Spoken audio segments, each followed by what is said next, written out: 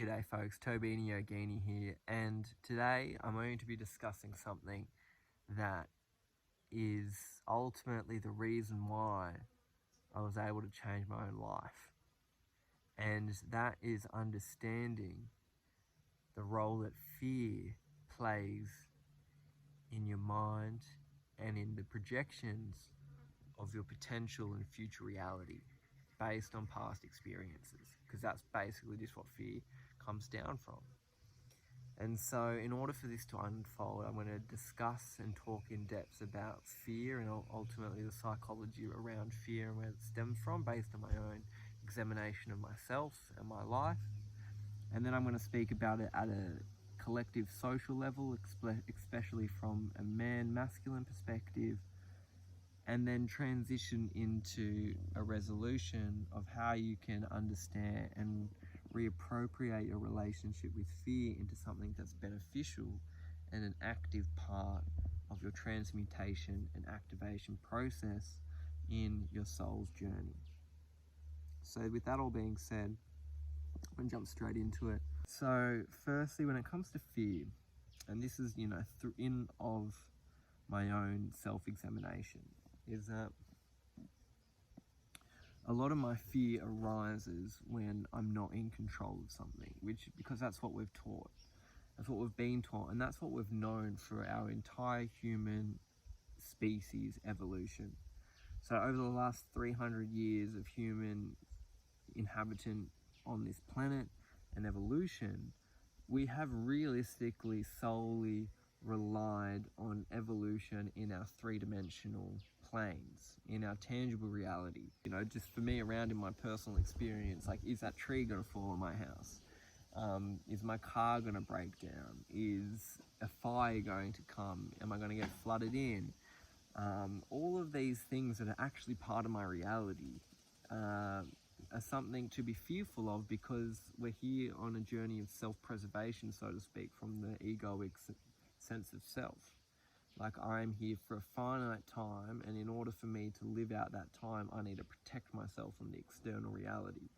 And, from taking a step further back, we have, fearful of physical death through, other animals attacking us and killing us, all of these things that can potentially be used as fear or fear narratives are something that can lead to control and limitation of our own mind and our own psyche, and ultimately that's where we limit ourselves, is through our own constructs in our own minds, nothing else. And so now where we are in society and civilization and humanity as a whole, not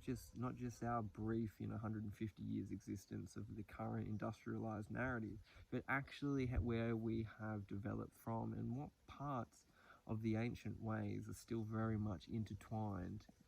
with our aggregation into this new universal image that we live out in every single day. So with that all being said, I worked out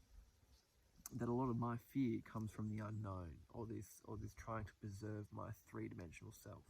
But a lot of those things nowadays have faded away. Our physical safety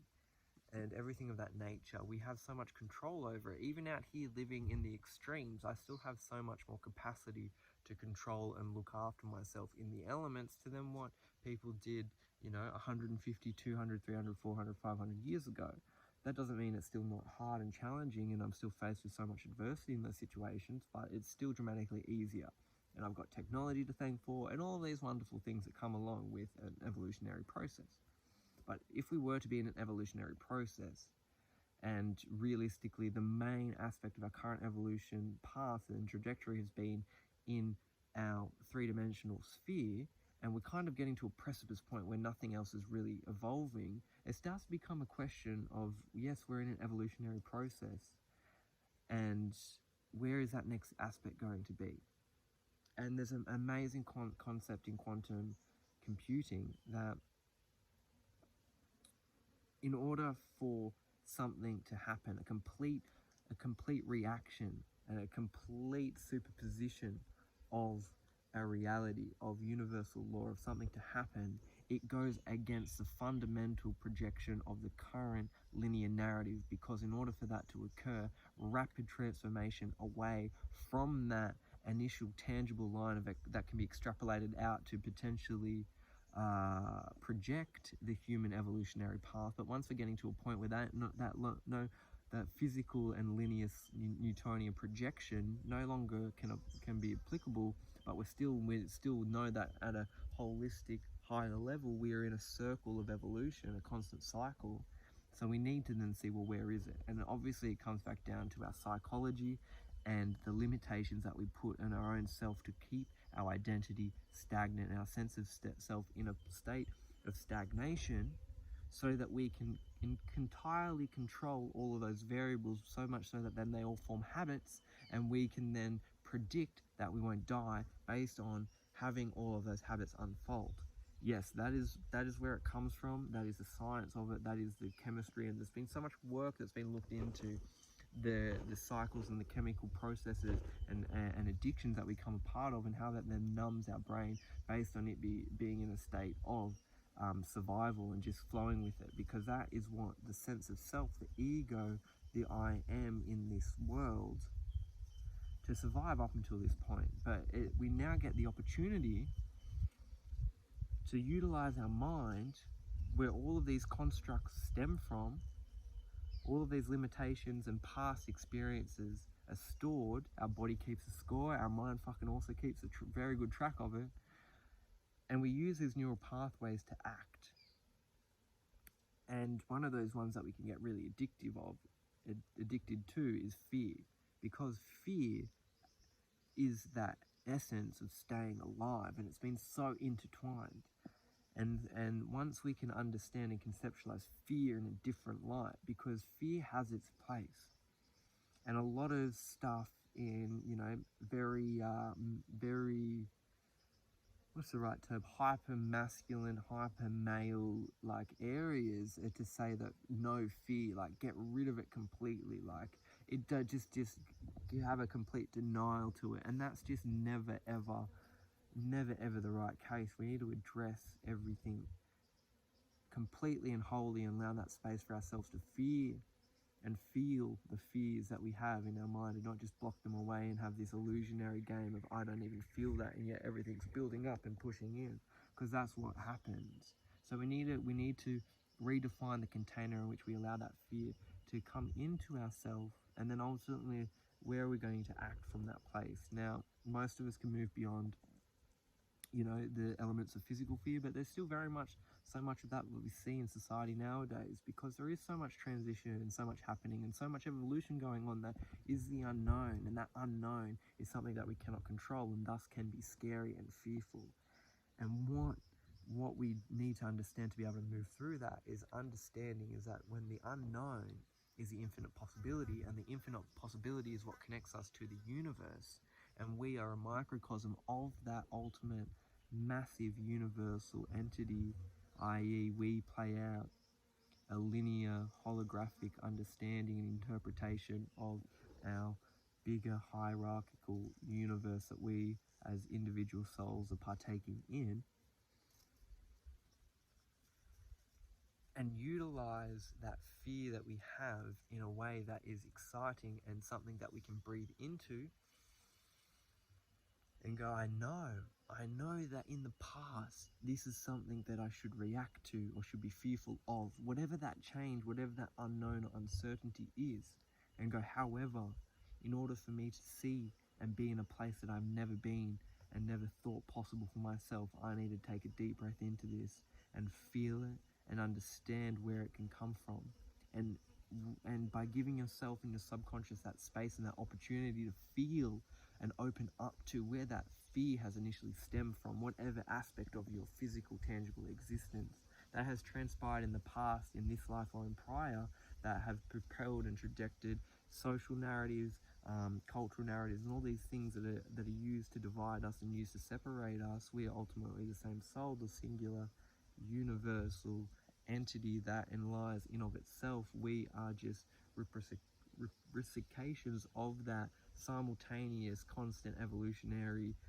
trajectory that we are in, based on being part of the universe. So we have a role to play in that, and fear limits the role that we can play in our own life, and because it makes us stay stagnant and stuck into these cycles that have formulated to preserve our sense of self. However, the future is in the unknown. Our own eternal existence is in the unknown, because we are a part of an evolutionary process, a constant state of change that is universal law. So we need to surrender to that fact. And how we do that is through embodying the essence of the feminine, of the Shakti, of the constant flow of the water, the ever-changing flow. By surrendering to it, we start to see how that, although it seems like it might be chaotic at some points, there is an ultimate, undefining, universal flow at play. And once you surrender to that, it's not actually something to be scared of, but yet a path laid out for you in a way that is ever flowing and ever coming. You just need to be there to receive and to understand your role, and when you need to control things that need to be in a place of action and need to be in a place of acceptance and understanding. And by understanding the feminine essence and diving deeper into it, and not blocking out the fear as the emotion as we are so taught to, because I couldn't be fearful of anything, I'm not fearful of anything. That whole narrative just doesn't get you anywhere, because it festers in the back of the mind. And whether or not that fear is about, whatever it may be, personally, of limitations in what I believe my life to be possible of, 3 years ago, I didn't know it was possible to live completely off the grid, not need to have electricity and all these things, and running water and all this stuff. And once I surrendered to that fear of controllables and variables that are out of my control, because I need to learn how to not be dependent on all of these systems that are in place right now. Should any of those break, I want to be completely sovereign for every aspect of my life, the food that I eat, the water that I drink, all of those variables. Not mean to say that we cannot partake and be a part of, because where we are right now comes back to, we aren't in the end goal. There is never any end goal. We're in a constant flow. And the ideals that my subconscious may project on what society should look like ultimately limits the capacity of what may be. But I just need to, from personal experience and how I function in that, is act from a place of love, from authenticity, from understanding and acceptance, and also sovereignty, standing in a truth and speaking up to what my heart feels called to say. And by doing so,